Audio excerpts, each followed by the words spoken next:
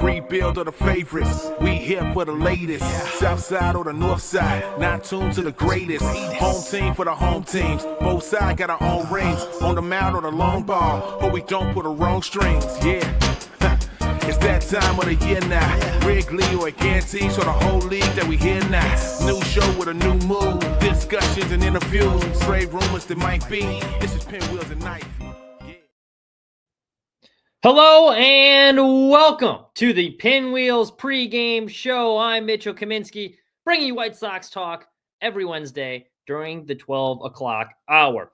Bit of a slower news week as far as the White Sox news is concerned. You would expect that being in the middle of the offseason, but White Sox, they spent a little bit of money, not much, but they added a couple free agents so far this offseason. So honestly, a bit more than we hoped for. So we're going to be talking about today a couple coaching hires in the organization, and the White Sox agreed to terms with some arbitration eligible players. I'm going to tell you who those are and why one of them I think is a little bit more underrated or gets more hate from the White Sox fan base than they deserve. Now I want to start with actually the Bears coaching search. We were comparing the White Sox organization, the Bears organization, and this past season in particular, and which one was more embarrassing over the year of 2024, which one was more of an embarrassment to the city of Chicago, because there were a lot of similarities. I would argue, and my argument still is, despite the fact that the White Sox broke a record, the Bears, now they did salvage it with that win over the Packers in 2025 to start the year, I guess. But as far as these seasons were concerned, the White Sox came in, not many expectations. They're coming off a 100-loss season. We expected them to be bad. They were bad. Now, they were much worse than we anticipated, historically bad, but it was a bad team that was expected to be bad that played bad. The Bears had massive expectations coming into the season. Some people had them as Super Bowl contenders. You had the number one overall draft pick, all this hype around Caleb Williams, and it was, it was embarrassing. That between Thanksgiving, that debacle with everyone watching, Monday night getting blown out against the Vikings on national television, that Thursday night game on prime time where they scored 3 points at home, just one embarrassment after another. But there is a lot of similarities between these two teams. Number one, they both fired the coaches mid-season, and now the Bears currently in their job search for a new coach. White Sox also fired their manager mid-season. They ended up with Will Venable. So I've heard a lot of Bears fans upset with the Bears and the number of candidates they have brought in for this hiring process. And I understand the frustration, because it's like, hey, you fired Matt Eberflus back in November. You've had all this time to narrow down your list of what you are looking for in a head coaching candidate, and you got a list of like 22 names. Like, what are we doing here? If you couldn't narrow that down to 6 or 7, it could scare off potentially serious candidates. It's obvious that not all of those are likely serious candidates. So I understand the frustration there, and I get it. But the more I was thinking about it, you really can't be upset. We killed the White Sox, and the Bears too, for as a matter of fact, during their last coaching hire, for going out there and hiring Chris Gatz and not doing a thorough interview and search process and bringing in other candidates. Because even if you did intend to hire Chris Gatz, you still want to bring in people from other organizations just to sit them down for an interview and learn about, hey, what did you guys do over there?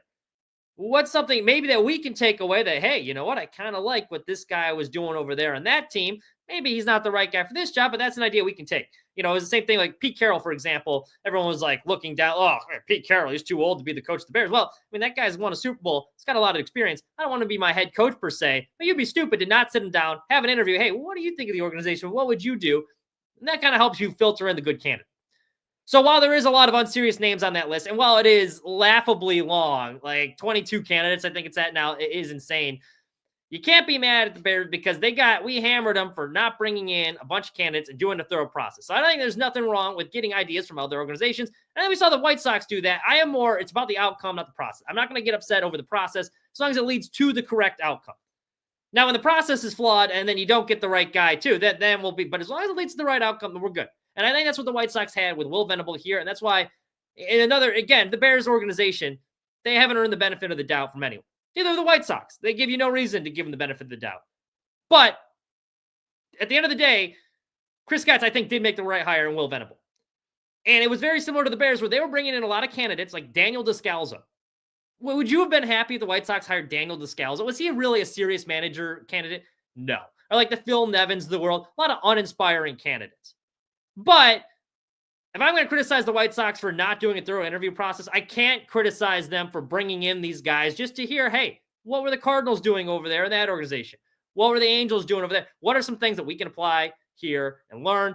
And they eventually did get the right guy in Will Venable. He was the best candidate available. I think Will Venable is the equivalent of like the Ben Johnson as far as the hot coaching commodity. You know, he was on a World Series winning team under a really good head Hall of Fame manager in Bruce Bochy. Now, Dan Campbell's not a Hall of Fame NFL coach by any means. I mean, he could be down the road, but nowhere near that level yet. But, you know, they're winning a lot of games. Ben Johnson, kind of the right-hand man there. I think it's kind of similar. So Bears fans, you know, take a deep breath. There's nothing wrong with bringing in all these guys. There's nothing wrong with learning outside opinions.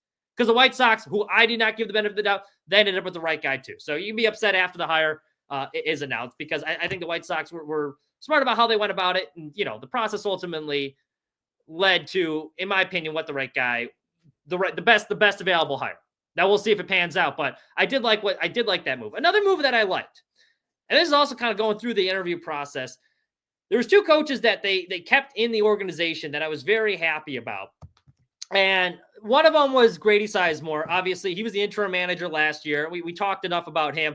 It seemed the players really liked him. They came out before a game wearing the T-shirts. You know, there was rave reviews just if you listen to the quotes from those guys, and they continued to play hard for him despite the record at the end of the year. Now, I don't think, given his lack of experience, it would have been smart to hand the keys to Grady Sizemore, but the fact that they were able to keep him on staff, and you have another guy like Will Venable, former player, you know, he's kind of been through, hey, I know what it's like to be a star in this league. I know what it's like to be injured. I know what it's like to go through the grind. You have that voice in the locker room. That's a good voice to add. The other guy, though, I think this kind of flew under the radar for a lot of White Sox fans. I didn't see a ton of people talking about it. But the White Sox announced that Sergio Santos is going to be staying in the organization, and he's going to be managing the Charlotte Knights. I think this is actually a really smart move from the White Sox. Sergio Santos was the guy they interviewed for that manager position. And actually, I did think he was kind of an intriguing candidate. Now, optically, I think the fans would have crushed the White Sox had they have hired Sergio Santos, just because, like, oh boy, they got another internal candidate. You know, Santos, you might recognize him back in the day, former pitcher with the White Sox. Here he is back in 2011. He actually led the team in saves. I think he had like a 3.80 ERA, 30 saves that year. Look at that slider. Fastball flying into the stands. Love to see it. I mean, the guy, you know, he wasn't a bad pitcher for the White Sox, but you look at what he did last year with Birmingham. And this is why I think it was a smart move from the White Sox. Because right now, what do we have to look forward to? Again, prospect. Another season of prospect. I know no one's really excited for that after going through the whole last week, but it is what it is kind of at this point. We'll get this gas one more time. But Santos, he was the manager of the Birmingham Barons last year. And that team played really well under his watch. A lot of the prospects were at the AA level when he was there. And he helped guide that team to a Southern League championship. Now, what was most impressive about that is a lot of those guys got called up midway through the season. But he had a really good year with them. They went 41-28 first half of the season. And that's what allowed him to win the division championship. And that kind of, or the division in the Southern League, and get them to the championship. And they ended the year with a 72-66 record. So even when a lot of those guys graduated, they still found a way with the guys they had to not only finish the season with a winning record, but win the whole championship. You know, the guys played really hard for them, and they won games. And I think having a winning culture is important. I think you take the Chicago Wolves, for example. That was always like their big thing, because I used to go to a bunch of those games. The Blackhawks got really good and tickets were too expensive there. I would just, me and my buddy, we'd always go to Chicago Wolves games. And they're always fun because those teams were always very competitive. And the owner of the Chicago Wolves, his whole mindset was like, look, it's going to be beneficial for any organization that we pair up with to be good, because you want your guys in a winning environment, knowing what it takes to win and come up. When you're coming up winning and you're playing together and winning championships and stuff, it's only going to be beneficial when you get to the next level. Winning's contagious. You got to have that winning mindset early. So the White Sox don't do it a lot of winning. Minor leagues, I think a couple of years ago, they were all below 500. Now we got a AA team. Just won the championship. And now a lot of those guys that helped them win that championship are now up in the AAA level. So you have a consistent voice in Santos being promoted with them that's going to help lead them again. We've already seen that he can win with these guys in AA. Why not give him a shot at the AAA level? Now, the record's not as important in the minors, but I do think having that consistent voice is good for development. And Santos has a really good track record as a coach. And one of the things I think makes him effective, he did have a pretty good year as the White Sox closer back in 2011, but he was not a great MLB player. And he struggled too. He was a first-round draft pick, drafted initially as an infielder, and they eventually were like, you know what? It's not working out the position player route, but you do have a cannon for an arm. We're going to transition you over to a pitcher. And that's not an easy transition to make. Not only did he make that transition, that's how he kind of made a living in baseball. So this is another guy that I think can really relate to players, especially developing players, because like, look, I've been through all of this too. I know what it takes to get to the major leagues. I know what it takes to transition, and I can speak from both sides of this because I've been a position player. I've been a pitcher. I really like that about him. Number two, he's bilingual too, which it's not an end-all be-all thing, but I think when you have a guy that can communicate with as many people in the locker room effectively and relay messages effectively, that's only going to help, especially like developing a lot of these guys. You want a guy, consistent voice in the room for everyone that can relate to everyone in the room, and I think he can do that. Also, even before he came to the White Sox, his track record as a coach is pretty good. His first managing opportunity was in the Florida Complex League with the Yankees organizations. First 2 seasons with them, he went a combined 108 and 79. His first season with them, in 2022, he led them to a Florida Complex League championship there as well. So the guy's a winner. He's staying in the organization. He's going to be working with a lot of these guys who worked last year. I think it was smart for the White Sox to be like, hey, let's keep this guy in-house, because quite frankly, I think he's going to be a guy that's going to be a hot manager candidate within the next couple of years. Do not be surprised if another organization comes in and poaches him, because I think he's a really good manager, and I was very happy the White Sox kept him in-house. Let's turn to the White Sox. Early last week, they settled some terms with some arbitration eligible players, 4 of them to be exact. Now, they had quite a few guys that were kind of non-tender candidates, and it was kind of interesting to see how that would shake out. The most interesting to me was the first base situation, because I thought Vaughn was more likely they're going to bring him back, but they had Sheets arbitration eligible too. Do they play it cheap and bring Sheets back one more year, saying he's going to be serviceable enough because of the cheaper option, save a couple $1 million, or do they bring back Andrew Vaughn? They did end up bringing back Andrew Vaughn. So the 4 players that avoided arbitration, Andrew Vaughn, and then we also Justin Anderson, right-handed pitcher, Penn Murphy, and Steven Wilson, all right-handers. They all agreed to contracts. Vaughn agreed to his arbitration deal was for $5.85 million. Anderson's was for $900,000. Murphy's going to make $780,000 this year. Wilson will make $950,000 as well. Murphy and Wilson kind of needed them for the bullpen. Wilson had a very bad year last year, but he showed he was a solid reliever with San Diego. I think that was a guy, hey, look, we need to bring him back. We have to have some stability back there. I know he sucked last year, but you got to bring him back. It was kind of a crapshoot. But I want to talk Andrew Vaughn. Andrew Vaughn, I think, got a very good deal. He was projected heading into arbitration. He was going to make anywhere between $4 to $6 million. Got 5.85, higher end of $6 million, despite, not a great year last year. He was slightly below average if you look a lot of the metrics. And Andrew Vaughn gets a lot of hate. He gets a lot of hate for White Sox fans. And I understand why. Look, hey, this is a first-round pick. We expected big things from him. And he's just been a very average first baseman. So I get the frustration there too. But I think part of the reason that Vaughn gets a little bit more criticism than he probably deserves is like he's a very dull personality. I mean, let's face it, from what he shows and what he gives the media, there's not a whole lot that you can latch on to and be like, this is a fun guy to root for. He's kind of got the goofy looking photo on the Jumbotron where it looked like he saw a ghost. His eyes are popping out of his head. He doesn't talk a whole lot in the media, and there's nothing wrong with that, but it's just kind of it's a hard guy to really wrap your arms around and be like, this is a guy I'm rooting for. At least Eloy, when he sucked, he had a good personality, so I get why people liked him. Dylan Cease had the poetry. He was quiet too, but he had the poetry thing going for him, where the Andrew Vaughn is just he's a difficult guy to root for because he's just very vanilla. And actually, a lot of the advanced stats too. I saw this earlier today that I thought was kind of an interesting little nugget. They were going through the top 30 players in baseball and win probability added, bottom 30 players in baseball and win probability added.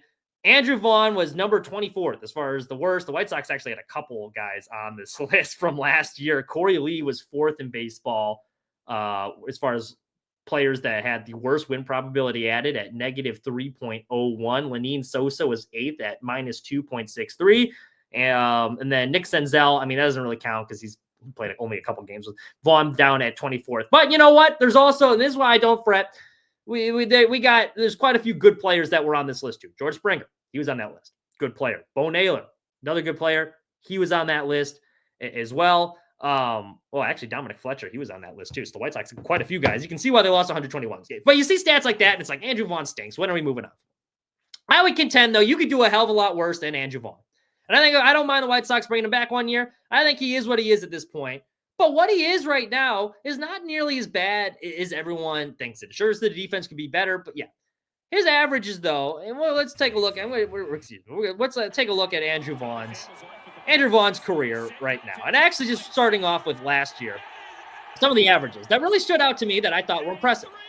Now, for his career since 2021, his hard hit percentage is 46.3%. That's pretty high. Well higher than the MLB average during that stretch. The MLB average is 36.5, so 10% higher. He hits the ball hard consistently. Strikeout rate, also slightly lower than the league average for his career. Now, last year he had a 21% strikeout rate. That was a bit high, but for his career, 20% strikeout rate. About average, but the MLB average, 22.2%, so a little bit better. Barrel percentage, too, kind of going off the theme that he does consistently hit the ball hard. And he did get a lot of bad luck as far as his hitting the right two guys, but barrel percentage for his career, 9% barrel percentage. MLB average is 7%. That's pretty good. And sticking with that theme of consistently hitting the ball hard, all 5 years of his career, he's been in the top half of the league in hard hit percentage. As far as percentile rankings, this is where in the MLB percentile, he was in the 81st percentile his rookie year, 90th percentile in 2022, 79th in 2023, 67th last year. But he does consistently hit the ball hard, which I appreciate. Sticking with this Andrew Vaughn theme, as far as like players you can do a lot worse than, because I don't think he's as bad as everyone thinks. For his career, he's averaging, if you average it out for 162 games, he's going to give you about 21 homers a year, 79 RBIs, and hit 253. That's what his career averages dictate. I mean, he's my first baseman, and I hit in front of the team. There's nothing wrong with 20 homers, 70 RBIs. He's going to hit 250. Yeah, he's not going to be a star. I'm not anchoring my lineup around him, but like, he's one of the worst players on my team, or like that's a guy. I mean, you could do a lot worse. I think Andrew Vaughn gets a lot more hate than he deserves. I do think he's a pretty productive offensive player, and I think the White Sox did him a lot of disservice early on, stunning his development. Hitting a Major League Baseball is the hardest thing to do in sports. It just is. With how specialized these pitchers are now and how hard they throw, it's the hardest thing to do in sports. And the White Sox said, yeah, we're going to have you learn how to do that at the Major League level while learning how to play position you've never played before. And I think that took his toll early on, and I think that set back his development. But, again, I don't think Andrew Vaughn's that bad. I will take 20 homers, 70 RBIs, hitting 250 with average defense. You know, definition of average. Nothing wrong with paying him $5.85 million. We got David in the chat. Why aren't we going after any pitching? We should have gone after the Japan guy. I agree. We should have gone after the Japan guy. I do think we did go after the Japan guy, Roki Sasaki. It's just, it was an uphill battle, right? Money talks. I think that whole thing where he was talking about how, hey, I only want to go to a small market because the media beat me up.